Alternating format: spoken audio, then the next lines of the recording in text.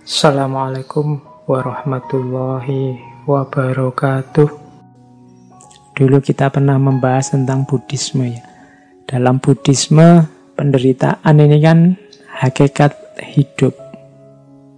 Jadi hidup ini hakikatnya menderita. Ini selaras dengan pengalamannya Siddhartha Gautama. Kalau dalam Buddhisme, penderitaan ini dikenal sebagai dukkha. Kata-kata ini diserap dalam bahasa Indonesia nanti jadi kata-kata yang artinya juga penderitaan, yaitu dukkha. Biasanya ada kalimat selanjutnya dukkha derita.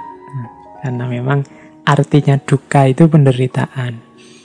Hidup ini pasti dukkha isinya, penderitaan.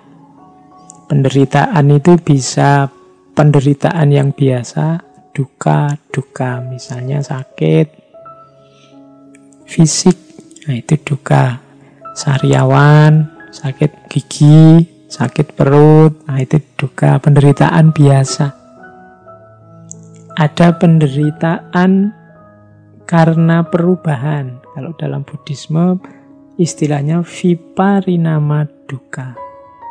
Misalnya menderita karena putus cinta, menderita karena terpaksa harus hidup dengan orang yang kita benci, menderita karena ditinggal orang yang kita sayangi, dan seterusnya. Ini kan terjadi perubahan. Itu sakit. Jadi karena apa? Karena situasi baru itu kan menyakitkan. Kemarin bersama, berdua, sekarang sendiri, itu kan menyakitkan.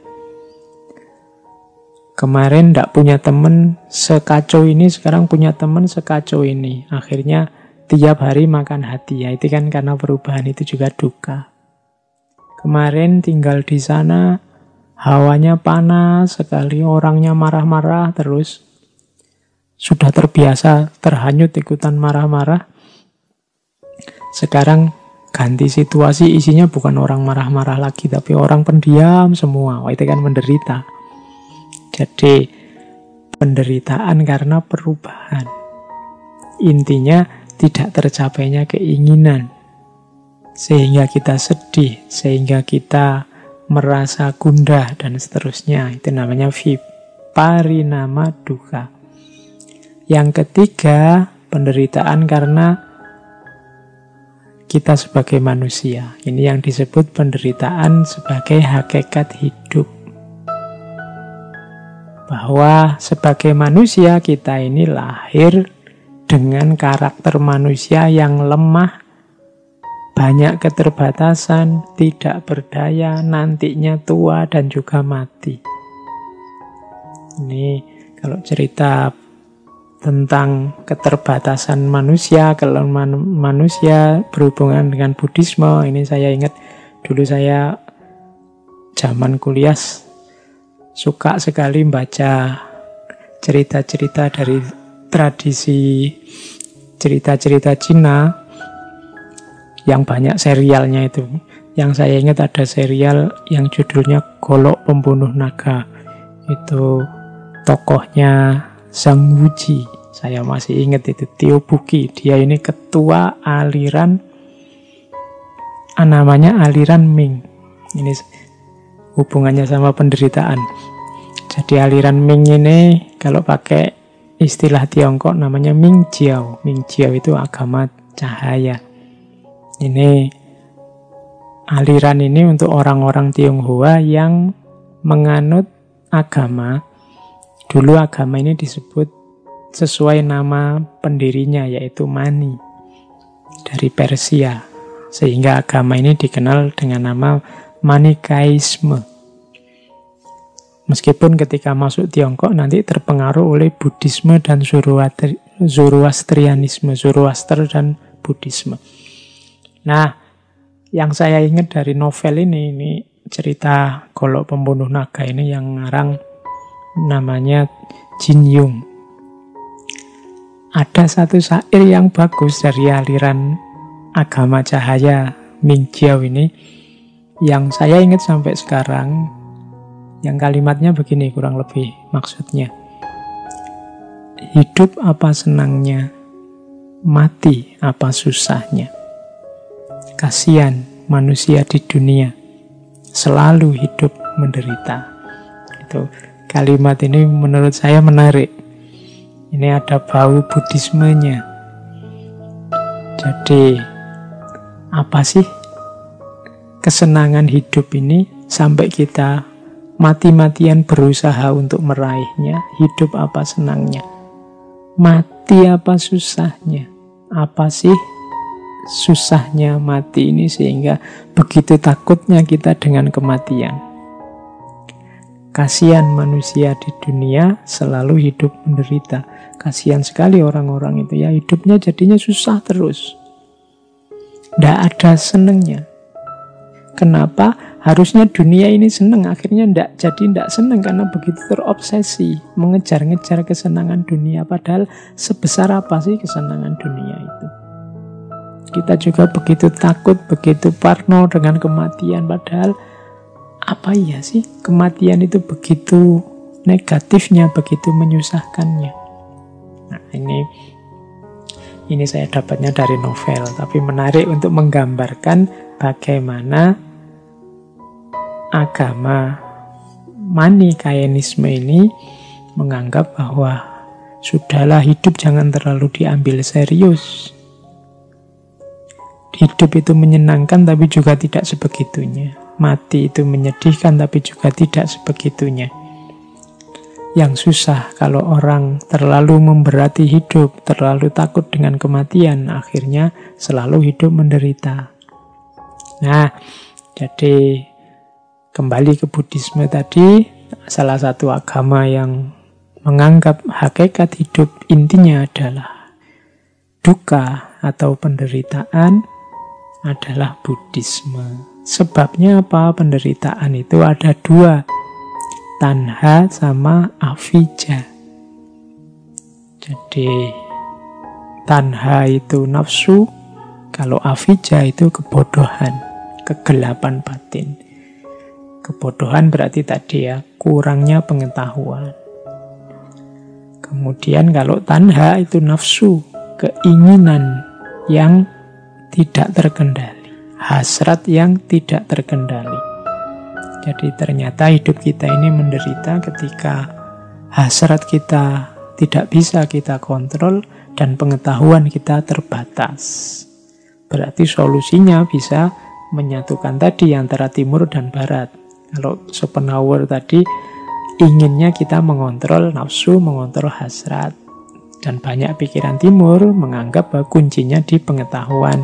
Ternyata ya memang dua-duanya. Bagaimana kita bisa mengontrol nafsu, mengontrol diri kalau kita tidak punya pengetahuan tentang diri kita sendiri? Berarti memang dua-duanya penting. Oke. Beda lagi dengan perspektifnya Hinduisme. Kalau Hinduisme melihat penderitaan itu sebagai buahnya perbuatan kita sendiri. Dulu kita juga sudah membahas tentang Hinduisme. Tentang ini bisa dilihat di bagian tentang karma.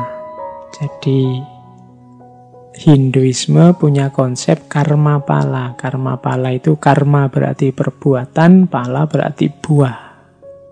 Perbuatan apapun akan ada buahnya. Kalau baik, buahnya pasti baik. Kalau buruk, buahnya pasti buruk. Famay ya'mal mithqala dzarratin khairan yarah wa may ya'mal mithqala dzarratin syarran yarah.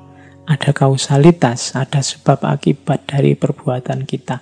Maka ayo hati-hati benar, sekecil apapun kesalahan, sekecil apapun kekeliruan, kita akan memanen hasilnya.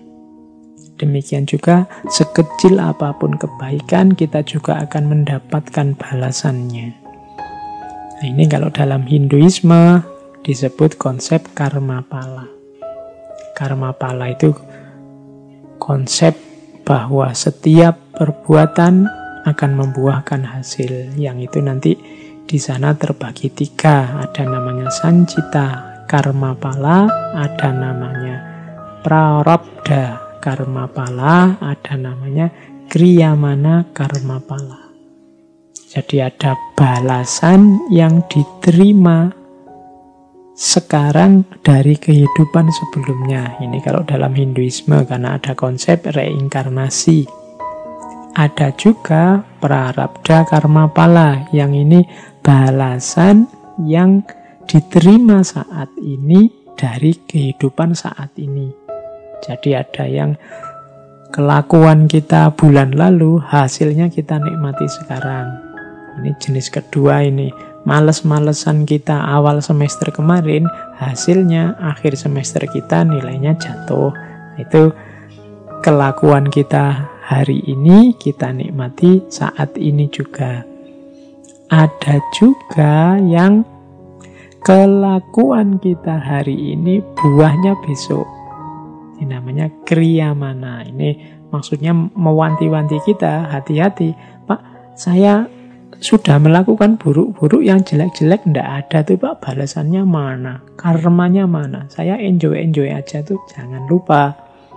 Yang akan datang akan kamu nikmati, pasti akan kamu nikmati. Ya seandainya tidak besok-besok, pasti di kehidupan yang akan datang. Nah, itu konsep kriyamana karma pala. Jadi yang kita lakukan sekarang, hasilnya yang akan datang. Ini kalau ini konsep Hinduisme. Jadi penderitaan itu ya kelakuan kita sendiri. Penderitaan itu hasil apa yang kita jalankan sendiri. Karena kita menjalankan yang buruk-buruk, yang jelek-jelek, ya kita panennya yang buruk-buruk dan yang jelek-jelek. Konsep ini namanya karma pala. Kalau dalam Hinduisme, dalam Buddhisme ada dukkha, kalau Hinduisme ada karma pala. Oke, untuk malam hari ini saya cukupkan sekian dulu. Mohon maaf kalau ada yang kurang berkenan, mungkin 1-2 kekurangan apa, mohon dimaklumi. Kalau ada kekhilafan, kealpaan yang teman-teman ngerti benernya seperti apa, ya silahkan disampaikan. Kurang lebihnya mohon maaf. Wallahul muwaffiq, wallahu a'lam bissawab. Wassalamualaikum warahmatullahi wabarakatuh.